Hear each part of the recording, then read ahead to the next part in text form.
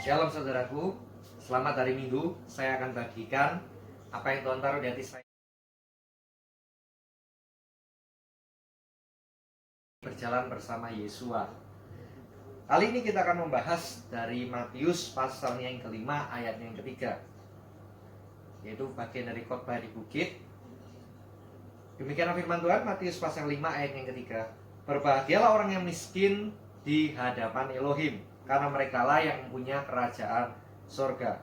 Bapak Ibu saudara kasih Tuhan, seringkali manusia justru merasa Tuhan ini sebagai penghalang dari kesuksesannya.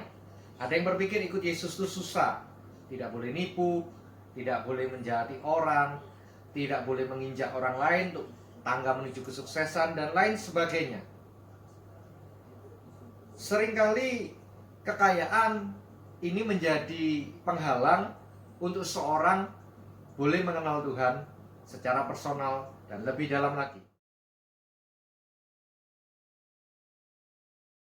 Mungkin lebih baik kalau tanpa Tuhan, tanpa agama. Lihat saja lagu yang ditulis oleh John Lennon berjudul Imagine, di mana sang penulis lagu ini mengajak para pendengarnya untuk membayangkan sebuah dunia tanpa sorga, tanpa neraka, tanpa perang, tanpa negara. Tapi walaupun nampaknya indah, sesungguhnya ini yang ditawarkan si jahat di ujung akhir zaman, sebuah pemerintahan global. Saudaraku, berbeda sekali dengan sikap sebagai anak-anak Tuhan, yaitu miskin di hadapan Tuhan. Kita selalu merasakan kita ini terbatas, kita ini lemah, kita ini ringkih, kita butuh jamahan Tuhan, kita butuh pertolongan Tuhan. Saya mencatat ada dua yang Alkitab ajarkan tentang bagaimana sikap yang miskin di hadapan. Yang pertama, selalu mengikut sertakan Tuhan dalam setiap perencanaan agenda hidup kita. Terambil dari Yakobus pasal yang 4 ayatnya 13 hingga 17. Karena Bapak Ibu saudara terkasih, kita tidak pernah tahu masa depan.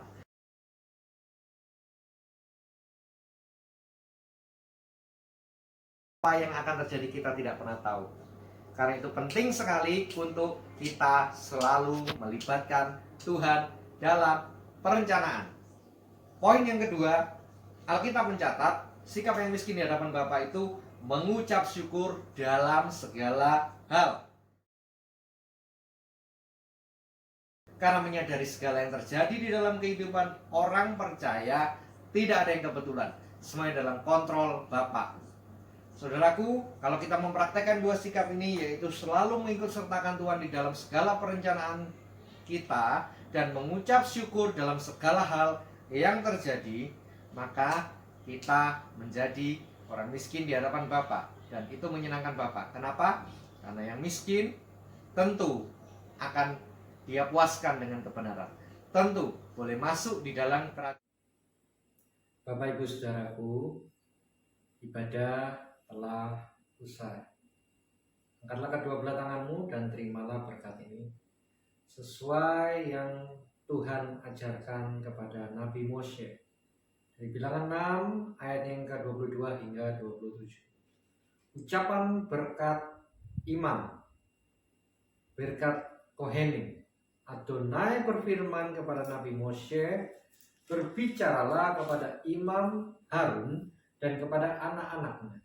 Beginilah harus kamu memberkati orang Israel. Katakanlah kepada mereka, Yevarech Adonai vayishmerecha, Yair Adonai panav elecha vikunecha, Vayashem Adonai Lecha Shalom.